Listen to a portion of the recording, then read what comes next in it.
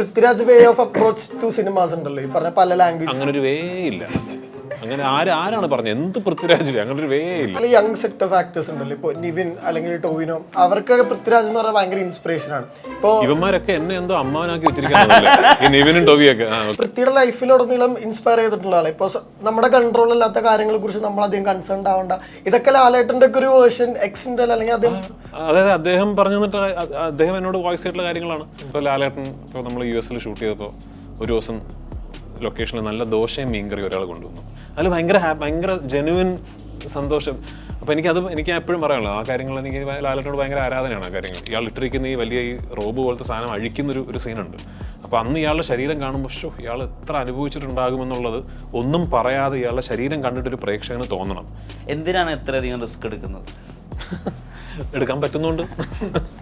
അത് ബ്ലെസ്സിങ് സാറും കൂടെയാണോ ഇത് ഇങ്ങനെ ഒരു വേർഷനിലേക്ക് എത്താൻ പൃഥ്വിയുടെ ഇൻസ്പിറേഷൻ? എല്ലാവരും മോഹിച്ചിരുന്ന ഒരു സംവിധായകനാണല്ലോ ചേട്ടൻ.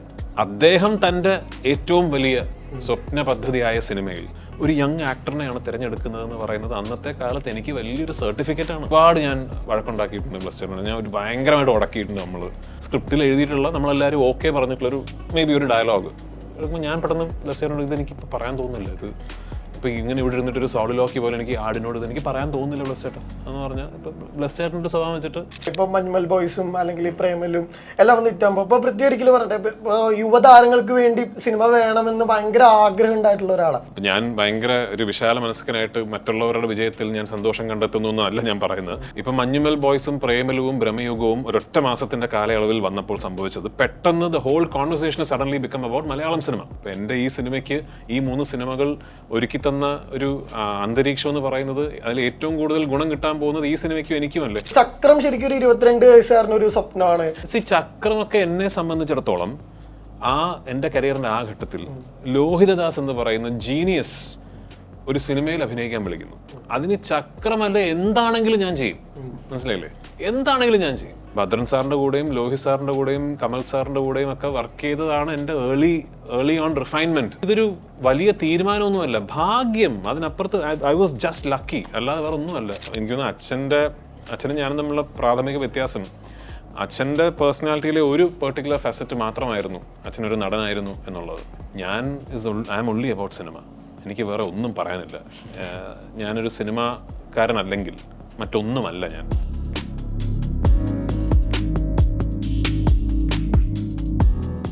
തലക്കനത്തിൻ്റെയും തലയെടുപ്പിൻ്റെയും ഇടയിലുള്ള ദൂരത്തിൻ്റെ പേരാണ് പൃഥ്വിരാജ് സുകുമാരനെന്ന് പല ആവർത്തി തോന്നിയിട്ടുണ്ട്.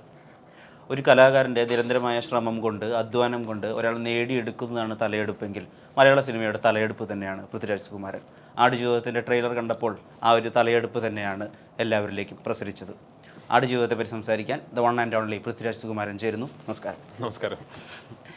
ഈ നജീബ് 3.5 വർഷത്തോളം മൃഗങ്ങളോട് മാത്രം സംസാരിച്ചത്, പലപ്പോഴും മരണത്തെപ്പറ്റി മാത്രം ചിന്തിക്കാതെ ജീവിക്കുന്നതിനെ പറ്റി ആൾ ഹോപ്പോടുകൂടി ചിന്തിച്ചത്, അങ്ങനെയുള്ള ചില അവസ്ഥകളൊക്കെയാണ് ഒരു വായനക്കാരെന്നുള്ള രീതിയിൽ നമ്മളെയൊക്കെ ആ മനുഷ്യനിലേക്ക് അടുപ്പിച്ചത്. ഇപ്പോൾ ഈ വലിയ സിനിമ അല്ലെങ്കിൽ ഒരു ബൃഹത്താഖ്യാനം അതിൻ്റെയൊക്കെ അപ്പുറത്ത് നജീബ് ആവാൻ വേണ്ടിയിട്ട് അയാളുടെ ചില ക്വാളിറ്റീസൊക്കെ പൃഥ്വിരാജിനെ അടുപ്പിച്ചിട്ടുണ്ടായിരിക്കുമല്ലോ, അതെന്തൊക്കെയായിരിക്കും? അദ്ദേഹത്തിൻ്റെ റെസിലിയൻസ് തന്നെയാണ്. കാരണം ഇതൊരു മോർ ദാൻ എനിത്തിങ്. ഇപ്പോൾ പലപ്പോഴും പറയുന്നത് കേൾക്കാം ഇതൊരു പ്രവാസ ജീവിതം എന്നൊക്കെ പറഞ്ഞ്. അതിനെക്കുറിച്ചുള്ള സിനിമയല്ല ആക്ച്വലി, അതിനെക്കുറിച്ചുള്ള കഥയുമല്ല. നജീബ് മുഹമ്മദ് എന്ന വ്യക്തിയുടെ ജീവിതകഥ പ്രവാസ ജീവിതത്തെക്കുറിച്ചൊന്നും ഉള്ളതല്ലാന്ന് തോന്നുന്നു എനിക്ക്. അതൊരു the ultimate resilience of the human spirit എന്ന് പറയുന്നതിൻ്റെ കഥയാണ്. അതിൽ തന്നെ ഒരുപാട് ഘട്ടങ്ങളിലൂടെ കടന്നുപോയൊരു മനുഷ്യനാണല്ലോ. അത് അദ്ദേഹം ആത്മഹത്യയെക്കുറിച്ച് ചിന്തിച്ചിട്ടുണ്ട്. അദ്ദേഹം ഇനി സ്വയം ജീവൻ എടുക്കാൻ അദ്ദേഹം വഴിയൊരുക്കി കൊടുത്തിട്ടുണ്ട്. നമ്മൾ ഈ കട്ടിലിൽ കിടന്ന് കാല് താഴെ ഇടുക, പാമ്പ് കടിച്ച് മരിക്കട്ടെ എന്ന് ആഗ്രഹിക്കുക. അതിൽ നിന്നൊക്കെ കടന്നുപോയി ഒടുവിൽ അല്ല എനിക്ക് ഇവിടുന്ന് തിരിച്ചു പോകണം, രക്ഷപ്പെടണം എങ്ങനെയെങ്കിലും എന്ന തോന്നൽ ഹൃദയത്തിൻ്റെ കോണിൽ എവിടെയോ സൂക്ഷിച്ച് ഒടുവിൽ ഈ മരുഭൂമിയിലൂടെ ഇത്രയും ദിവസങ്ങൾ നടന്ന് ഈ എക്സ്പീരിയൻസിൻ്റെ ഈ അനുഭവങ്ങളുടെ അക്കരെ എത്താൻ സാധിക്കുക എന്ന് പറയുന്നത് അതിനകത്ത് ഒരു എത്രയോ ലൈഫ് ലെസൺസ് ഉള്ള ഒരു കഥയാണ്. അത് തന്നെയാണ് ഏറ്റവും കൂടുതൽ ഇൻസ്പയറിംഗ് ആയിട്ട് എനിക്ക് തോന്നിയിട്ടുള്ളത്. അത് അത്തരമൊരു വ്യക്തി ഇന്ന് നമുക്കിടയിൽ ജീവനോട് അദ്ദേഹത്തിൻ്റെ ജീവിതത്തെക്കുറിച്ച് സംസാരിക്കാൻ എന്നും ഉണ്ട് എന്ന് പറയുന്നത് തന്നെ ഒരു ഹ്യൂജ്ലി ഇൻസ്പയറിംഗ് ഇവൻ്റാണ്. അതാണ് എന്നെ അടുപ്പിച്ചത്. ഇപ്പോൾ ഈ പറഞ്ഞ പോലെ തന്നെ ലൈഫിൽ പൃഥ്വിയോടൊപ്പം വളർന്നിട്ടുള്ള ഒരു ആടുജീവിതം ഉണ്ടല്ലോ, കാരണം ഈ പ്രസ് മീറ്റിലൊക്കെ പറഞ്ഞിട്ടുള്ള പോലെയൊക്കെ ശരിക്കും അപ്പോൾ ആടുജീവിതം ഒരു കുട്ടിയാണെങ്കിൽ അവനൊരു 10-16 വയസ്സായി, അവനൊരു പരീക്ഷ എഴുതാൻ പോകുന്ന ഒരു പ്രവണതയൊക്കെ നമുക്ക് വിചാരിക്കാം ആലങ്കരികമായിട്ട്. ശരിക്കും ഈ ലൈഫ് ആഫ്റ്റർ ആടുജീവിതം എന്തായിരിക്കും എന്നുള്ളത് എന്തെങ്കിലും ചിന്തിച്ചിട്ടുണ്ടോ ഈ 28-ാം തീയതിക്ക് ശേഷം?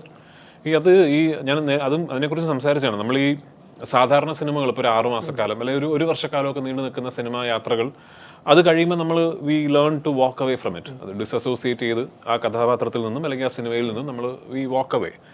ഇതെന്താ വെച്ചാൽ 10-16 വർഷമായിട്ട് എൻ്റെ ലൈഫിൻ്റെ ഭാഗമാണ് ഈ സിനിമ. ഞാൻ ഈ സിനിമ ചെയ്യുന്നുണ്ട് എന്നുള്ളൊരു ഒരു ഇതിലാണല്ലോ ഞാൻ ജീവിക്കുന്നത്. അപ്പോൾ എത്രയോ വർഷങ്ങൾ ഇതിൻ്റെ ഇടയിൽ എല്ലാ വർഷവും ആടുജീവിതം മാധ്യമങ്ങൾക്കിടയിൽ വാർത്ത കണ്ടെത്തിയിട്ടൊന്നുമില്ല. ആടുജീവിതത്തെപ്പറ്റി ആരും സംസാരിക്കാത്ത, ആരും ചോദിക്കാത്ത എത്രയോ മാസങ്ങൾ, ചിലപ്പോൾ വർഷങ്ങൾ കടന്നു പോയിട്ടുണ്ട്. അപ്പോഴൊക്കെ ഇടയ്ക്കൊക്കെ എപ്പോഴെങ്കിലും ഞാൻ സോൺ ഔട്ട് ചെയ്ത് നജീബിനെ കുറിച്ച് ചിന്തിക്കാറുണ്ട്. ലോകത്തിൻ്റെ വേറെ ഏതെങ്കിലും ഭാഗത്ത് ഈ സിനിമയുമായിട്ട് യാതൊരു ബന്ധവുമില്ലാത്ത മറ്റെന്തെങ്കിലും ചെയ്തുകൊണ്ടിരിക്കുന്നതിനിടയിൽ ചിലപ്പോൾ അന്നത്തെ ദിവസം അയാൾ എന്തായിരിക്കും അയാളുടെ മനസ്സിലുണ്ടായിട്ടുണ്ടാവുക എന്ന് ഞാൻ ചിന്തിച്ചിട്ടുണ്ട്. എനിക്ക് തോന്നുന്നില്ല ഇപ്പോൾ ഈ സിനിമ റിലീസായാൽ എൻ്റെ മനസ്സ് എന്നോട് പറയുമെന്ന്, സിനിമ റിലീസായിട്ടോ ഇനി ചിന്തിക്കേണ്ട എന്ന് പറയുമെന്ന് എനിക്ക് തോന്നുന്നില്ല. ഇനി ഒരു 5 വർഷം കഴിഞ്ഞ് ഞാൻ എവിടെയെങ്കിലും ഇരിക്കുമ്പോൾ ഉറപ്പായിട്ടൊരു ദിവസം ഞാൻ പെട്ടെന്ന് അപ്പോൾ അന്ന് നജീബ് എന്തായിരിക്കും ഞാൻ ചിന്തിക്കും. അപ്പോൾ ഇത്ര കാലയളവ് ഒരു സിനിമയോടൊപ്പം, ഇത്ര കാലയളവ് ഒരു കഥാപാത്രത്തിന് വേണ്ടി ഐഡിയേറ്റ് ചെയ്യുന്നതിൻ്റെ കുഴപ്പങ്ങളും ഗുണങ്ങളുമാണ് അതൊക്കെ. അപ്പോൾ എനിക്ക് തോന്നുന്നില്ല ഈ മാർച്ച് 28 എന്ന് പറയുന്നത് എന്നെ സംബന്ധിച്ചിടത്തോളം ഈ ഒരു യാത്രയുടെ അവസാനമായിരിക്കുമെന്ന്. So Aadujeevitham will forever remain a part of my life എന്നാണ് എനിക്ക് തോന്നുന്നത്. അല്ലാതെ ഇപ്പോൾ ഒരു 28 പടം റിലീസായി അത് കഴിഞ്ഞു ഇതെനിക്ക് കരുതാൻ പറ്റുമെന്ന് എനിക്ക് തോന്നുന്നില്ല. പറ്റി ഇപ്പോൾ ഞാൻ ഒരു സ്ഥലത്ത് വായിച്ചിട്ടുണ്ട്, അത് എത്രത്തോളം ശരിയാണെന്ന് എനിക്കറിയില്ല. ഈ വീട്ടിലേക്കുള്ള വഴി എന്ന സിനിമ ചെയ്യുമ്പോൾ അതിൻ്റെ പ്രതിഫലത്തിന് പകരം അതിൻ്റെ ഒരു ഹിന്ദി റൈറ്റ്സ് ആണ് പൃഥ്വി വാങ്ങിച്ചതെന്നും അത് ഹിന്ദിയിലേക്ക് ഒരു സംവിധാനം പോലെ ചെയ്യാൻ ആഗ്രഹിച്ചിരുന്നു. കാരണം അത് കുറേ കൂടി ലോകത്തിനോട് പറയേണ്ട ഒരു കഥയാണെന്നുള്ളത്. ഇപ്പോൾ ആദ്യമായിട്ട് ഒരു കോ പ്രൊഡ്യൂസർ ആവുന്ന ഒരു വലിയ സിനിമ ഉറുമിയാണ്. അതിൻ്റെതായ പരീക്ഷണ സ്വഭാവവും വാണിജ്യ സ്വഭാവവും ഉണ്ട്. ഇപ്പോൾ ആദ്യമായിട്ട് ഒരു പ്രൊഡക്ഷൻ ലോഞ്ച് ചെയ്യുമ്പോൾ ചെയ്യുന്ന നയൻ എന്ന് പറയുന്നത് സെലസ്റ്റിയൽ ബീയിങ്സിനെ പറ്റിയിട്ടുള്ള കഥയാണ്. എന്തിനാണ് ഇത്രയധികം റിസ്ക് എടുക്കുന്നത്? എടുക്കാൻ പറ്റുന്നുണ്ട്. ഇപ്പോൾ നയൻ എന്ന് പറഞ്ഞ സിനിമ ഞാൻ ഒരുപാട് പ്രൊഡ്യൂസേഴ്സിനോട് പിച്ച് ചെയ്തിരുന്നു. ആക്ച്വലി ജനുസിനെ ഞാൻ തന്നെ ഒരുപാട് പ്രൊഡ്യൂസേഴ്സിൻ്റെ അടുത്തേക്ക് അയച്ചിരുന്നു. എനിക്ക് ഭയങ്കര ഇഷ്ടപ്പെട്ടൊരു കഥയുണ്ടെന്ന് കേൾക്കുമോ എന്ന് ചോദിച്ചിട്ട്. അവരൊക്കെ തിരിച്ച് എന്നോട് ചോദിച്ചത് നമുക്കൊരു ആക്ഷൻ പരിപാടി ചെയ്തുകൂടെ എന്നൊക്കെ, അങ്ങനെയൊക്കെയാണ് ചോദ്യം വന്നത്. അപ്പോൾ കുറച്ച് കഴിഞ്ഞപ്പോൾ എനിക്ക് തോന്നി എനിക്കിഷ്ടപ്പെട്ടൊരു കഥയിൽ ഞാൻ കൺവിക്ഷൻ കാണിച്ചില്ലെങ്കിൽ പിന്നെ അതിൽ എന്തർത്ഥമാണ്, വേറെ ഒരാളോട് ഞാനിത് നിങ്ങൾ ചെയ്യുമെന്ന് പറയുന്നതിൽ എന്തർത്ഥമാണുള്ളത് എന്ന് തോന്നിയത് കൊണ്ടാണ് ഞാൻ നയൻ നിർമ്മിക്കാൻ തീരുമാനിച്ചത്. ആ തീരുമാനത്തിന് ശേഷമാണ് ശരിക്ക് സോണിയുമായിട്ടുള്ള ഒരു കൂടിക്കാഴ്ചയും അവരതിലേക്ക് വരുന്നത്. ഇപ്പോൾ വീട്ടിലേക്കുള്ള വഴി എനിക്ക് ഭയങ്കര മൂവിങ് ഒരു കഥയായിട്ടാണ് തോന്നിയത്. എനിക്ക് ഭയങ്കരമായിട്ടൊരു യൂണിവേഴ്സൽ കഥയായിട്ടാണ് തോന്നിയത്.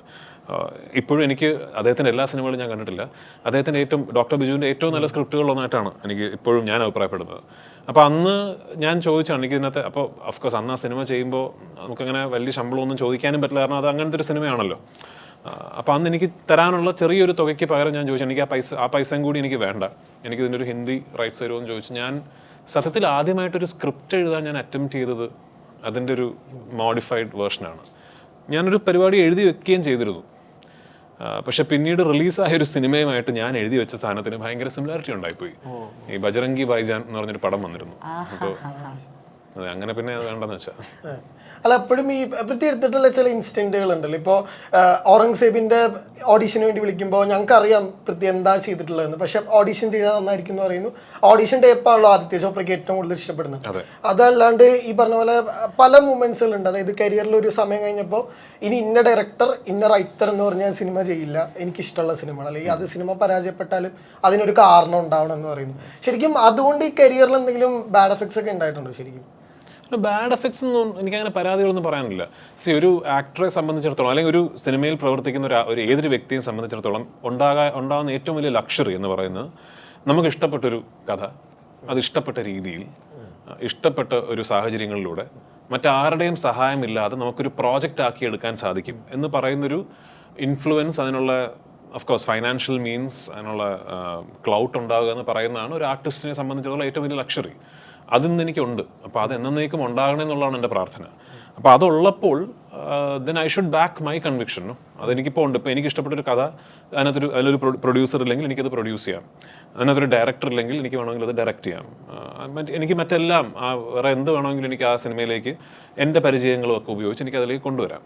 അപ്പോൾ പിന്നെ അത്രയും സൗകര്യം ഉള്ളപ്പോൾ എനിക്കിഷ്ടമുള്ള സിനിമകൾ ചെയ്യാൻ ഞാൻ ധൈര്യം കാണിക്കണ്ടേ. അപ്പോൾ അതിൽ ചില സിനിമകൾ വർക്ക് ചെയ്യും, ചില സിനിമകൾ വർക്ക് ചെയ്യില്ല. That's okay, that's perfectly fine. അത് സിനിമയുടെ നാച്ചുറൽ ജേർണി അങ്ങനെയാണ്. ഈ സിറ്റി ഓഫ് ഗോഡും ഇങ്ങനെ ഡയറക്റ്റ് ചെയ്യാൻ തീരുമാനിച്ചിരുന്ന ഒരു സിനിമയാണല്ലോ. അപ്പോൾ ഈ പണ്ട് തൊട്ട് ഈ പറഞ്ഞ പോലെ ഓരോ സെറ്റിലേക്ക് ചെല്ലുമ്പോൾ പൃഥ്വിരാജ് എന്നൊരു ഭയങ്കര സ്റ്റുഡന്റ് ആയിട്ടുള്ള ഒരാളാണ്. അയ്യോ, ഇപ്പോഴും അതെ, ഇപ്പോഴും ഞാൻ സ്റ്റുഡൻ്റ് ആണ്. ഇപ്പം ഞാൻ അഭിനയിക്കുമ്പോഴും എനിക്ക് ഒരുപാട് കാര്യങ്ങൾ പഠിക്കാനുണ്ട്. ഇപ്പോൾ ഗോൺ വിത്ത് ദ വിൻഡ് ഒക്കെ ഓരോ സമയത്തും വായിക്കുമ്പോൾ പൃഥ്വിക്ക് ഓരോ ദർശനങ്ങൾ കിട്ടിയിട്ടുണ്ട് അതിനെ പറ്റിയിട്ട്. ഗോൺ വിത്ത് ദ വിൻഡ് ഒക്കെ ഞാൻ വായിച്ചിട്ട് വർഷങ്ങളായി. ഇപ്പോൾ കൗമാരത്തിലൊക്കെ പല സമയത്ത് വായിക്കുമ്പോൾ, അതുപോലെ ഈ ആടുജീവിതത്തിലെ സ്ക്രിപ്റ്റോ അല്ലെങ്കിൽ കഥയോ പല തവണ വായിക്കുമ്പോൾ പല പല വേർഷൻസ് നമ്മളും വലുതാവാണല്ലോ, നമ്മൾക്കും വയസ്സാവാണല്ലോ. അപ്പോൾ ഓരോ വട്ടം വായിക്കുമ്പോഴും ഓരോരോ പുതിയ പുതിയ വേർഷൻസ് അങ്ങനെ മനസ്സിൽ രൂപപ്പെട്ടിട്ടുണ്ടോ? ഈ ആടുജീവിതത്തിന്റെ സ്ക്രിപ്റ്റ് ഇപ്പോൾ ബ്ലസ് ചേട്ടനും ഞാനും അതിപ്പോൾ ഒരു ദിവസം പെട്ടെന്ന് ഞാൻ വായിക്കുന്നൊരു സ്ക്രിപ്റ്റ് അല്ലല്ലോ. അപ്പോൾ ഈ സിനിമ ചെയ്യാൻ തീരുമാനിക്കുന്നു, അതിനുശേഷം ഒരു വലിയ യാത്രയാണ്. ബ്ലസ് ചേട്ടനും ഞാനിങ്ങനെ ഇടയ്ക്കിടയ്ക്ക് കാണുന്നു, സംസാരിക്കുന്നു. ഒടുവിൽ അതിൻ്റെ ഒരു സ്ക്രിപ്റ്റിൻ്റെ ഒരു അഫ്കോഴ്സ് അറ്റ്ലീസ്റ്റ് മറ്റുള്ളവർക്ക് കൊടുക്കാൻ, ഇപ്പം ബ്ലസ് ചേട്ടൻ്റെ എൻ്റെ ഇടയിൽ ഒരു സ്ക്രിപ്റ്റിൻ്റെ ആവശ്യമില്ല ഈ സിനിമയ്ക്ക്. അറ്റ്ലീസ്റ്റ് മറ്റുള്ളവർക്ക് കൊടുക്കാൻ ഒരു സ്ക്രിപ്റ്റ് വേണമല്ലോ. അപ്പോൾ അത് ഞാനും വായിച്ചു. അത് വായിച്ചിട്ട് ഞാൻ അങ്ങ് അവിടെ തന്നെ മാറ്റി വെച്ചിട്ടുണ്ട്. കാരണം അതിനെ ബേസ് ചെയ്തിട്ടൊന്നും അല്ല സിനിമ എടുത്തിരിക്കുന്നത്. സിനിമ ശരിക്കും ഈ സിനിമ ചെയ്തിരിക്കുന്നത് ഭയങ്കര രസമുള്ളൊരു പ്രോസസ്സാണ്. അത് എനിക്ക് അറ്റ്ലീസ്റ്റ് ഇങ്ങനൊരു സിനിമ വേറെ ചെയ്യാൻ പറ്റിയിട്ടില്ല. ഞാനിപ്പോൾ നേരത്തെ പറഞ്ഞ പോലെ ഒരുപാട് സീനുകൾ എടുക്കുമ്പോൾ സ്ക്രിപ്റ്റിൽ എഴുതിയിട്ടുള്ള നമ്മളെല്ലാവരും ഓക്കെ പറഞ്ഞിട്ടുള്ളൊരു മേ ബി ഒരു ഡയലോഗ് എടുക്കുമ്പോൾ ഞാൻ പെട്ടെന്ന് ബ്ലസ്സേറിനോട് ഇതെനിക്കിപ്പോൾ പറയാൻ തോന്നുന്നില്ല, ഇത് ഇപ്പോൾ ഇങ്ങനെ ഇവിടെ ഇരുന്നിട്ടൊരു സോളിലോക്കി പോലെ എനിക്ക് ആടിനോട് ഇതെനിക്ക് പറയാൻ തോന്നുന്നില്ല ബ്ലസ് ചേട്ടാ എന്ന് പറഞ്ഞാൽ, ഇപ്പോൾ ബ്ലസ് ചേട്ടൻ്റെ സ്വഭാവം വെച്ചിട്ട് ശരി രാജു പറയണ്ട, അപ്പോൾ ഇതാ ഈ സീനിൽ കൺവേ ആകേണ്ട എന്താണെന്ന് അറിയാമല്ലോ. അപ്പോൾ ഞാൻ ക്യാമറ സ്റ്റാർട്ട് പറയാം, എന്നിട്ട് ഡയലോഗ് പറയണ്ട, അത് കൺവേ ആയി എന്ന് രാജുവിന് തോന്നുമ്പോൾ പറയുക, അപ്പോൾ ഞാൻ കട്ട് പറയില്ല. അങ്ങനെയാണ് ഈ സിനിമ എടുത്തിരിക്കുന്നത്. അത് എന്തൊരു ലക്ഷറിയാണ് ഒരു ആക്ടറിന്. അത് അങ്ങനെ അത്രയും ഫ്രീഡം എനിക്ക് തന്നു എന്ന് പറയുന്നതിന് ഞാൻ ബ്ലസ് ചേട്ടനോട് ആജീവനാന്തം കടപ്പെട്ടിരിക്കുന്നു. ഇപ്പോൾ ബ്ലസ്സി എന്ന് പറയുന്ന ഒരു ഡീറ്റെയിലിങ്ങിൻ്റെ ഒരു മാസ്റ്റർ ഉണ്ടല്ലോ സാർ. അപ്പം നമ്മുടെ തന്മാത്ര എന്നുള്ള സിനിമയിൽ ആ മകൻ്റെ ഒരു സ്റ്റഡി ടേബിളിന് വേണ്ടിയിട്ട് ടേബിൾ എവിടെയും കാണിക്കുന്നില്ല, പക്ഷേ അതിൽ എന്തൊക്കെ ഇൻസ്ട്രുമെൻറ്റ്സ് വേണം എന്നുള്ളത് പോലും അത്രയധികം ഡീറ്റെയിലിംഗ് ഉള്ള ഒരാൾ. അങ്ങനെ ഒരാളുള്ളത് കാരണമാണോ ഇപ്പോൾ വെള്ളം കുടിക്കാതെ ശരീരത്തിൽ ചുളിവുകൾ വരുത്താൻ വേണ്ടി അല്ലെങ്കിൽ മെലിയാൻ വേണ്ടിയിട്ടൊക്കെ ഇത്രയും ശ്രമം ഉണ്ടാവാൻ നമുക്കൊരു ഇൻസ്പിറേഷൻ വേണമല്ലോ, നമ്മുടെ ഇവിടെ കട്ടയ്ക്ക് പിടിച്ച് നിൽക്കാൻ ഒരാൾ വേണമല്ലോ. അത് ബ്ലെസ്സിങ് സാറും കൂടെയാണോ ഇത് ഇങ്ങനെ ഒരു വേർഷനിലേക്ക് എത്താൻ പൃഥ്വിയുടെ ഇൻസ്പിറേഷൻ? വിത്തൗട്ട് എ ഡൗട്ട്, തീർച്ചയായിട്ടും. അത് നമ്മൾ ലീഡ് ചെയ്യുന്ന ഒരാളുടെ വിഷൻ്റെ പുറകെയാണ് നമ്മൾ പോകുന്നത്. അപ്പോൾ ഒരു ഡയറക്ടറാണ് എപ്പോഴും ഒരു ആക്ടറിനെ ലീഡ് ചെയ്യേണ്ടത്. കാരണം ആ ഡയറക്ടറിൻ്റെ വിഷനാണ് ഒരു ആക്ടറിനെ ഗൈഡ് ചെയ്യുന്നത്. അപ്പം നമുക്കിപ്പോൾ തോന്നുകയാണ് ആ ഡയറക്ടറിന് ആ വിഷനിൽ അത്ര ഷുവർ അല്ല, അദ്ദേഹത്തിന് തന്നെ അതിനകത്തൊരു ചാഞ്ചാട്ടം ഉണ്ടെന്ന് നമുക്ക് തോന്നുകയാണെങ്കിൽ നമ്മൾ പുൾ ബാക്ക് ചെയ്യും. ഇത് ബ്ലസ് ചേട്ടൻ അങ്ങനെ ഒരു ലേസർ ഫോക്കസിലാണല്ലോ. പിന്നെ വേറെ എന്താണ് ഒരു ആക്ടറിന് വേണ്ടത്? പിന്നെ എന്താ വെച്ചാൽ ഇതിൻ്റെ ഈ ഫിസിക്കൽ ട്രാൻസ്ഫോർമേഷൻ എന്ന് പറയുന്നത് ഇതിനകത്തൊരു ചുമതലയുള്ളത് ഇയാളുടെ ഈ ശരീരത്തിൻ്റെ മെറ്റമോർഫോസിസ് കണ്ടിട്ട് വേണം ഇത് കാണുന്നൊരു പ്രേക്ഷകന് ഇയാൾ എന്തൊക്കെ അനുഭവിച്ചിട്ടുണ്ടാകും എന്ന് സങ്കല്പിക്കാൻ. അപ്പോൾ അത് എൻ്റെ ശരീരത്തിൽ കാണണം. അതിനകത്തൊരു ഈ സിനിമയിൽ ഇയാൾ ഇട്ടിരിക്കുന്ന ഈ വലിയ ഈ റോബ് പോലത്തെ സാധനം അഴിക്കുന്നൊരു സീനുണ്ട്. അപ്പോൾ അന്ന് ഇയാളുടെ ശരീരം കാണുമ്പോൾ ഇയാൾ എത്ര അനുഭവിച്ചിട്ടുണ്ടാകുമെന്നുള്ളത് ഒന്നും പറയാതെ ഇയാളുടെ ശരീരം കണ്ടിട്ടൊരു പ്രേക്ഷകന് തോന്നണം. ആ തോന്നിപ്പിക്കുക എന്നുള്ള ചുമതല എൻ്റെയാണ്. ആ ചുമതല ഞാൻ ഈ സിനിമയിൽ അഭിനയിക്കാമെന്ന് സമ്മതിക്കുമ്പോൾ ഞാൻ ഏറ്റെടുക്കുന്ന ഒരു ചുമതലയാണത്. അപ്പോൾ അതിൽ ഞാൻ ഫെയിലായ ഞാൻ ആസ് എൻ ആക്ടർ ഞാൻ ഫെയിൽ ആവുമല്ലേ. പലപ്പോഴും ഈ ബ്ലസ്സാറിൻ്റെ ഒരു ഇമോഷണൽ ക്യാരക്ടേഴ്സിൻ്റെ ഒരു ജേർണി ഉണ്ടല്ലോ. ഈ പറഞ്ഞ പോലെ നമ്മൾ ഒരുപാട് സിനിമ തന്മാത്രയിലൊക്കെ ആണെങ്കിൽ ഈ അൽഷിമേഴ്സിൻ്റെ ഒക്കെ ഏറ്റവും ഭീകര വേർഷൻ നമ്മൾ അതിനകത്ത് കാണുന്നത്. അപ്പോൾ ഈ ബ്ലസ്സി സിനിമയിലേക്ക് ഒരു ആക്ടർ ഇന്നാവാൻ എടുക്കുന്ന ഏറ്റവും കൂടുതൽ സമയം കിട്ടിയിട്ടുള്ളത് പൃഥ്വിക്കാണ്. അപ്പോൾ അതിൻ്റെ ശരിക്കുള്ള പ്രിവിലേജ് എന്താ ഒരു ഇമോഷണൽ ജേർണിയിൽ? തീർച്ചയായിട്ടും ഞാൻ പ്രിവിലേജ്ഡ് ആണ്. അതാ ഞാൻ പറഞ്ഞത്. അതായത് 2009 ആടുജീവിതം എന്ന സിനിമയായിട്ട് ബ്ലസ് ചേട്ടൻ എന്നെ സമീപിക്കുമ്പോൾ അന്ന് തന്നെ ബ്ലസ് ചേട്ടൻ മലയാളത്തിൽ ലീഡിങ് ഡയറക്ടറാണ്. എൻ്റെ അറിവ് ശരിയാണെങ്കിൽ ഏറ്റവും കൂടുതൽ ശമ്പളം വാങ്ങിച്ചിരുന്ന ഡയറക്ടറും. അതോടെ ഇരിക്കട്ടെ, എല്ലാ നടീനടന്മാരും ഒരു ബ്ലസ്സി സിനിമയിൽ അഭിനയിച്ചാൽ കൊള്ളാം. ബ്ലസ്സി സിനിമകളിൽ പ്രൊട്ടാഗണിസ്റ്റിൻ്റെ പെർഫോമൻസ് ഗംഭീരമായിരിക്കും. കാരണം കഥാപാത്രങ്ങൾ അങ്ങനെയാണ്. അപ്പോൾ എല്ലാവരും മോഹിച്ചിരുന്ന ഒരു സംവിധായകനാണ് ബ്ലസ് ചേട്ടൻ. അദ്ദേഹം തൻ്റെ ഏറ്റവും വലിയ സ്വപ്ന പദ്ധതിയായ സിനിമയിൽ അദ്ദേഹത്തിൻ്റെ തന്നെ കോംപ്ലക്സ് ആയിട്ടുള്ള നായകന്മാരിൽ ഏറ്റവും കോംപ്ലക്സ് ആയിട്ടുള്ള കഥാപാത്രം ചെയ്യാൻ ഒരു യങ് ആക്ടറിനെയാണ് തിരഞ്ഞെടുക്കുന്നതെന്ന് പറയുന്നത് അന്നത്തെ കാലത്ത് എനിക്ക് വലിയൊരു സർട്ടിഫിക്കറ്റാണ് ആക്ച്വലി. മറ്റുള്ള ഇൻഡസ്ട്രിയുടെ മുമ്പിൽ ഞാൻ ഒരുപാട് വളർന്നൊരു നിമിഷമാണത്. ബ്ലെസ്സി എന്ന ഫിൽം മേക്കർ നജീബായിട്ട് അഭിനയിക്കാൻ ഇയാളെയാണ് എനിക്ക് വേണ്ടതെന്ന് പറയുന്നത് എനിക്ക് ഭയങ്കര കോൺഫിഡൻസ് ബൂസ്റ്ററാണ് അത് ആക്ച്വലി. അപ്പോൾ അത് അത്രയും കോൺഫിഡൻസ് എന്നെ കാണിച്ചൊരു സംവിധായകന് ഞാൻ തിരിച്ച് ഇത്രയെങ്കിലും കൊടുക്കണ്ടേ? അല്ല, ഇപ്പോഴും ഈ ഫസ്റ്റ് ഡേ മുതൽ ഒരു പ്രൊജക്റ്റ് ഇന്നാവുകയാണെങ്കിൽ അതിൻ്റെ ഒരു ഡിഫറെൻറ്റ് ബോൾ ഗെയിം വൃത്തിയാണ് പറഞ്ഞിട്ട്. ഇപ്പോൾ വാസ്തവത്തിലും അല്ലെങ്കിൽ പുതിയ മുതലൊക്കെ ഞാനായിരുന്നു ഫസ്റ്റ് ഡേ അതിൻ്റെ ഹീറോ. അപ്പോഴും ഈ പറഞ്ഞ പോലെ ആ സിനിമ എങ്ങനെ ലാൻഡപ്പ് ചെയ്യണമെന്ന് ഭയങ്കരമായിട്ടുള്ള ഒരു കൺവിക്ഷനും വൃത്തിക്ക് കൂടി ഉണ്ടാവല്ലോ. ശരിക്കും നിങ്ങൾ രണ്ടുപേരും ഈ പറഞ്ഞ പോലെ ഭയങ്കര ഫിലിം സെൻസ് ഉള്ള രണ്ടുപേരാണ്. നിങ്ങൾ തമ്മിലുള്ള ഒരു ഇക്വേഷൻ എങ്ങനെയാണ് ശരിക്കും നടക്കുക ഒരു ഷോട്ടൊക്കെ എടുക്കുന്നതിന് മുമ്പൊക്കെ ആണെങ്കിൽ? ഈ സംവിധായകൻ നടൻ എന്ന് പറയുന്ന ഇക്വേഷനൊക്കെ പണ്ടെപ്പോഴോ പോയി. അത് എനിക്ക് തോന്നുന്നൊരു ഈ പരിപാടി തുടങ്ങിയൊരു ഈ യാത്ര തുടങ്ങിയൊരു 2-3 വർഷം കഴിയുമ്പോൾ തന്നെ ബ്ലെസ് ചേട്ടൻ ഒരു ഡയറക്ടർ, ഞാനൊരു ആക്ടർ എന്നൊക്കെ ഉള്ള പരിപാടി പോയി. അത് ബ്ലെസ് ചേട്ടനെ എന്നെ ശരിക്കും ഇപ്പോൾ എനിക്ക് തോന്നുന്നു എൻ്റെ മേക്കിംഗ് വീഡിയോ ഒക്കെ എത്ര എടുത്തിട്ടുണ്ടെന്ന് എനിക്കറിയില്ല. നമ്മൾ ഈ ലൊക്കേഷനിൽ ഇതിൻ്റെ ആക്ച്വൽ ഷൂട്ട് നടക്കുമ്പോൾ ബ്ലെസ് ചേട്ടനെ എന്നെ കണ്ടാൽ അത് നിങ്ങൾക്ക് മനസ്സിലാവും. എനിക്ക് ഏറ്റവും സ്വാതന്ത്ര്യമുള്ള ഡയറക്ടർ എനിക്ക് തോന്നുന്നു ഇപ്പോൾ ബ്ലെസ് ചേട്ടനാണ്. ബ്ലെസ് ചേട്ടൻ അത്ര തന്നെ സ്വാതന്ത്ര്യം എൻ്റെ അടുത്തുമുണ്ട്. ഒരുപാട് ഞാൻ വഴക്കുണ്ടാക്കിയിട്ടുണ്ട് ബ്ലെസ് ചേട്ടനോട്, ഞാൻ ഭയങ്കരമായിട്ട് ഉടക്കിയിട്ടുണ്ട് നമ്മൾ. പക്ഷേ എനിക്ക് അളവില്ലാത്ത ആരാധനയാണ് അയാളോട്. ഇങ്ങനത്തെ ഒരു കക്ഷി ഉണ്ടല്ലോ, അതൊരു അൺബിലീവബിൾ ആണ് അങ്ങനത്തെ ഒരു മനുഷ്യൻ. അതായത് ഞാൻ കളിയാക്കി പറയും, കുടുംബത്തിൽ നല്ല കാശുണ്ട്, അതുകൊണ്ട് ഇപ്പോൾ ഇത്ര വർഷം ഒരു സിനിമ എടുത്താലും പേടിക്കാനൊന്നുമില്ല. ശരിയാണ് കേട്ടോ, കുടുംബത്തിൽ നല്ല കാശുണ്ട്. പക്ഷേ അതവിടെ നിൽക്കട്ടെ, ഒരു ഫിൽം മേക്കറെ സംബന്ധിച്ചിടത്തോളം അയാളുടെ ഏറ്റവും വലിയ ത്വര എന്ന് പറയുന്നത് കഥകൾ പറയുക, സിനിമകൾ ചെയ്യുക എന്നുള്ളതാണ്. അതിനെല്ലാ മീൻസും ഉണ്ടായിട്ട് എത്രയോ നിർമ്മാതാക്കൾ, നടീനടന്മാർ ഇതിനിടയിൽ, ഈ യാത്രക്കിടയിൽ തന്നെ ഇപ്പോൾ എന്തായാലും 1 വർഷം ഗ്യാപ്പില്ലേ ഒരു സിനിമ ചെയ്താലോ എന്ന് പറഞ്ഞു, ഇല്ല ഞാൻ ഇപ്പോൾ ഈ വഴിയിലാണ്, അപ്പോൾ ഈ വഴി അതിൻ്റെ അങ്ങേ അറ്റത്ത് എത്തിയിട്ട് ഞാൻ ഇനി മറ്റൊരു കാര്യത്തെക്കുറിച്ച് ചിന്തിക്കൂ എന്നെടുത്തൊരു കൺവിക്ഷൻ, ഭയങ്കരമായ ആരാധനയാണ് എനിക്കതിനോട്.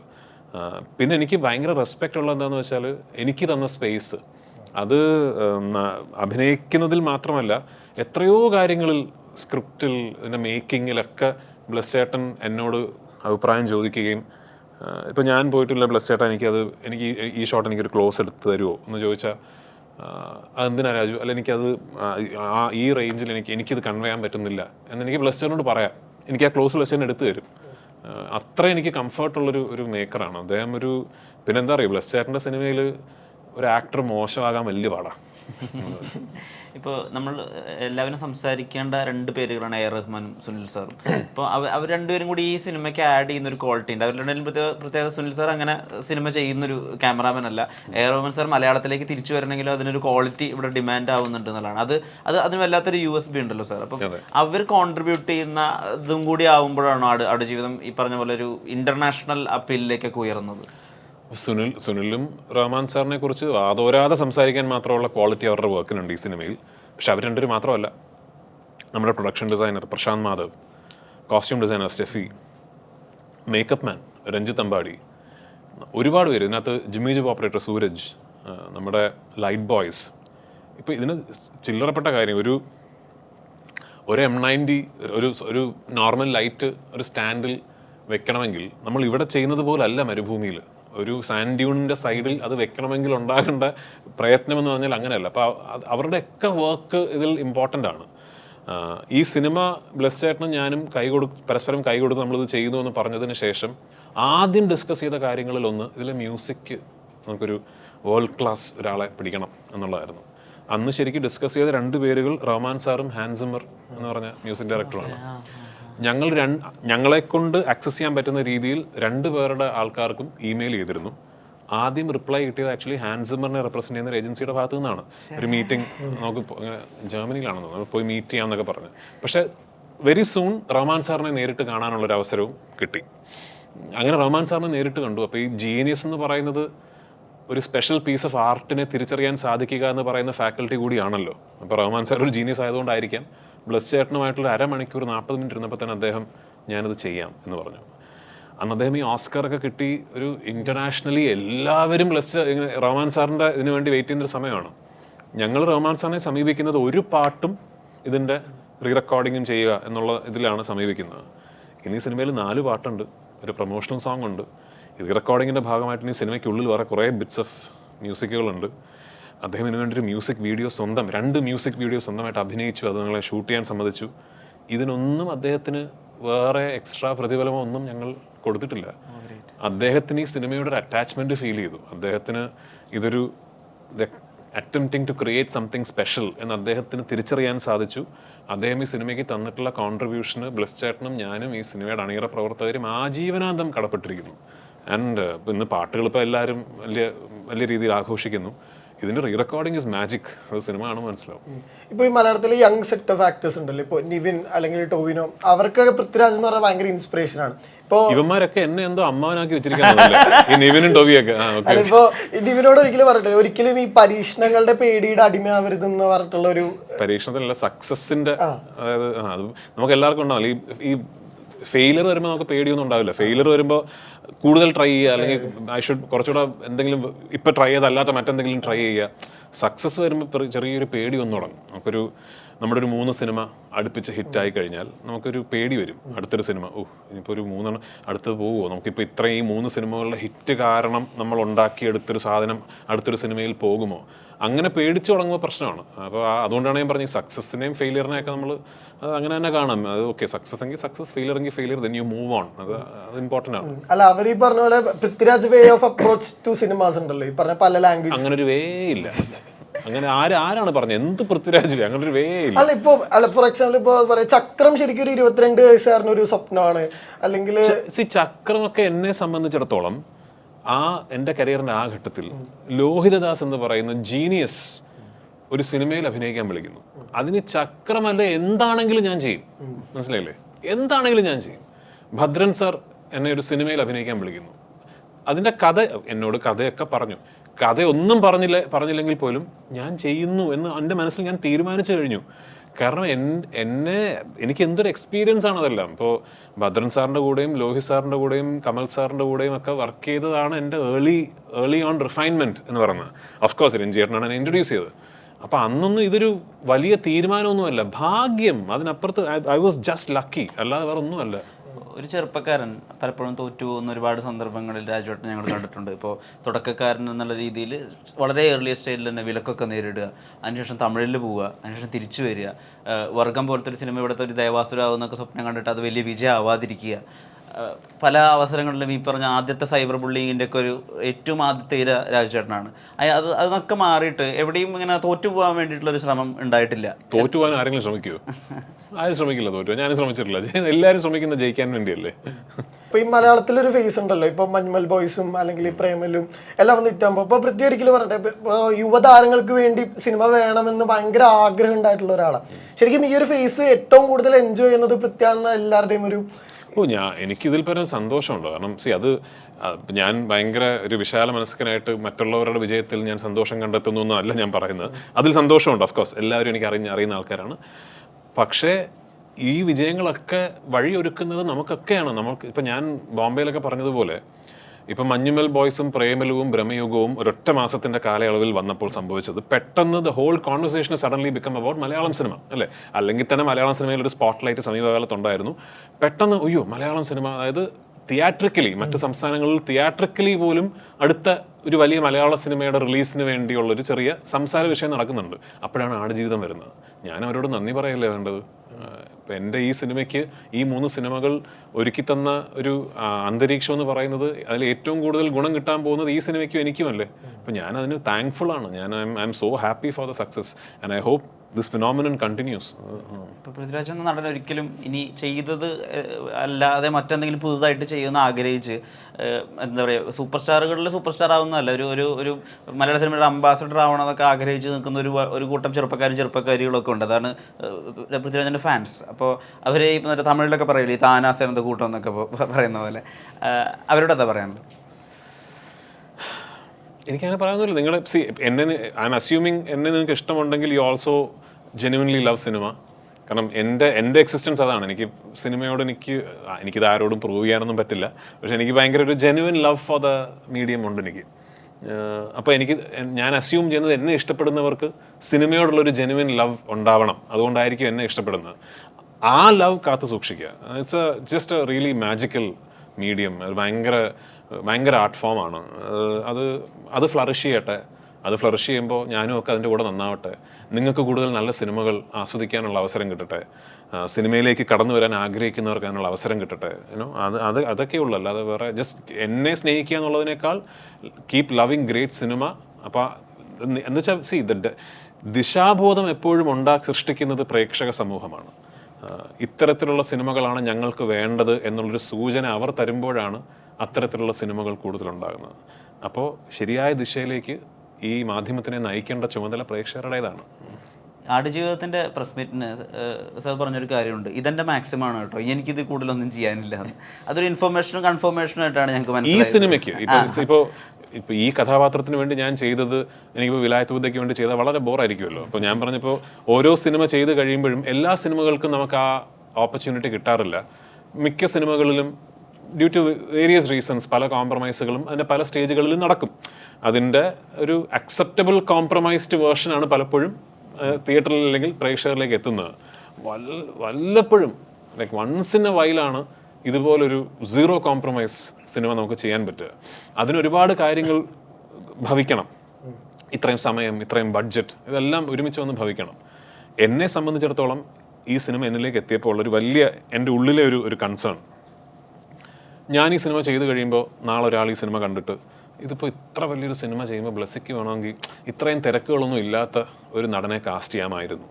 അങ്ങനെ ഒരു നടനാണെങ്കിൽ കുറച്ചുകൂടെ ഈ സിനിമയ്ക്ക് വേണ്ടി എഫേർട്ട് എടുത്തേനെ, കുറച്ചുകൂടി ഈ സിനിമയ്ക്കൊപ്പം നിന്നേനെ എന്നൊരു അഭിപ്രായം വരാൻ പാടില്ല എന്നെനിക്ക് വലിയ നിർബന്ധം ഉണ്ടായിരുന്നു. അങ്ങനെ ഒരു അഭിപ്രായം വരുമെന്ന് തോന്നുന്നില്ല. അല്ലപ്പോൾ ഈ പറഞ്ഞ പൃഥ്വിയുടെ ലൈഫിലുടനീളം ഇൻസ്പയർ ചെയ്തിട്ടുള്ള ആളെ ഇപ്പോൾ നമ്മുടെ കൺട്രോളില്ലാത്ത കാര്യങ്ങളെ കുറിച്ച് നമ്മൾ അധികം കൺസേൺ ആവണ്ട, ഇതൊക്കെ ലാലേട്ടൻ്റെ ഒക്കെ ഒരു വേർഷൻ എക്സിൻ്റെ അല്ലെങ്കിൽ അതായത് അദ്ദേഹം പറഞ്ഞു തന്നിട്ട് അദ്ദേഹം എന്നോട് വോയിസ് ആയിട്ടുള്ള കാര്യങ്ങളാണ്. ലാലേട്ടൻ്റെ കയ്യിൽ നിന്ന് പഠിക്കാൻ ഒരുപാട് കാര്യങ്ങളുണ്ട്, മമ്മൂക്കയുടെ കയ്യിൽ നിന്നും ഉണ്ട്. ആക്ച്വലി ഇവരൊക്കെ ഇപ്പം ഞാൻ പ്രവർത്തിക്കുന്ന മീഡിയത്തിൽ അഗ്രഗണ്യരാണല്ലോ ഇവരെല്ലാവരും. അപ്പോൾ നമ്മൾ ലാൽ സാറിൻ്റെയൊക്കെ ഒരു ഓഫ് സ്ക്രീൻ പെർസോണ ആക്ച്വലി ഭയങ്കര എനിക്ക് അങ്ങനെ ആകാൻ പറ്റും തോന്നുന്നില്ല, പക്ഷെ എനിക്ക് ഭയങ്കര അസൂയ വന്നിട്ടുണ്ട്. കാരണം ഹീസ് ഓൾവേസ് ഹാപ്പി. അങ്ങനെ ഒന്നിനോടും അങ്ങനെ ഈ പറഞ്ഞ പോലെ ഈ റിസൾട്ട്സൊന്നും അദ്ദേഹത്തെ ബാധിക്കാറില്ല. ചെറിയ കാര്യങ്ങളിൽ ഭയങ്കര സന്തോഷം കണ്ടെത്തുന്ന മനുഷ്യനാണ്. ഇപ്പോൾ ലാലേട്ടൻ ഇപ്പോൾ നമ്മൾ US ഷൂട്ട് ചെയ്തപ്പോൾ ഒരു ദിവസം ലൊക്കേഷനിൽ നല്ല ദോശയും മീൻകറി ഒരാൾ കൊണ്ടുവന്നു. അതിൽ ഭയങ്കര ജെനുവിൻ സന്തോഷം. അപ്പോൾ എനിക്ക് എപ്പോഴും പറയാനുള്ളത് ആ കാര്യങ്ങൾ, എനിക്ക് ലാലേട്ടനോട് ഭയങ്കര ആരാധനയാണ് ആ കാര്യങ്ങളിൽ. ഇപ്പോൾ അച്ഛൻ സുകുമാരൻ സാർ, അദ്ദേഹത്തിന് എളുപ്പത്തിൽ വേണമെങ്കിൽ ഒരു നടനായിട്ട് മാത്രം എക്സിസ്റ്റ് ചെയ്യാമായിരുന്നു. എന്നിട്ട് പോലും എന്താ പറയുക, ട്രൂ സിനിമ അല്ലെങ്കിൽ ഒരു ക്ലാസിക് സിനിമ ചെയ്യണം എന്നുള്ള ആഗ്രഹം കൊണ്ട് മാത്രമായിരിക്കണം അദ്ദേഹം ഇരകൾ പ്രൊഡ്യൂസ് ചെയ്തത്. അപ്പോൾ അതിൻ്റെ ഒരു ലെഗസി ആയിരിക്കണം ഈ ആടുജീവിതത്തിലൂടെ പൃഥ്വിരാജ് കൂടി പൂർത്തീകരിക്കുന്നതാണ് ഞങ്ങൾ വിചാരിക്കുന്നത്. എനിക്ക് തോന്നുന്നു അച്ഛനും ഞാനും തമ്മിലുള്ള പ്രാഥമിക വ്യത്യാസം, അച്ഛൻ്റെ പേഴ്സണാലിറ്റിയിലെ ഒരു പെർട്ടിക്കുലർ ഫാസറ്റ് മാത്രമായിരുന്നു അച്ഛനൊരു നടനായിരുന്നു എന്നുള്ളത്. He was a teacher, he was a lawyer. I am only about cinema. എനിക്ക് വേറെ ഒന്നും പറയാനില്ല. ഞാനൊരു സിനിമാക്കാരനല്ലെങ്കിൽ മറ്റൊന്നുമല്ല ഞാൻ. ആ ഒരു വ്യത്യാസമുണ്ട്. ആടുജീവിതം 28-ാം തീയതി ഇറങ്ങിയതിനു ശേഷം ഞങ്ങൾ മനസ്സിൽ കാണുന്ന ഒരുപാട് ചിത്രങ്ങളുണ്ട്. നിറഞ്ഞ തിയേറ്ററിൽ പൃഥ്വിരാജും ബ്ലസ്സിയും ഒക്കെ കയറി വരുന്നു. ഈ അക്കാഡമി അവാർഡ് വേദിയിലൊക്കെ ഉള്ള പൃഥ്വിരാജാൻ്റെ പ്രസംഗം, അങ്ങനെ ഒരുപാട് അതെല്ലാം സാധിക്കട്ടെ. ആടുജീവിതം ഇന്റർനാഷണൽ സിനിമയ്ക്ക് വേണ്ടിയിട്ടുള്ള വാഗ്ദാനങ്ങൾ തുറക്കുന്ന ഒരു മലയാള സിനിമയാവട്ടെ. Thank you so much.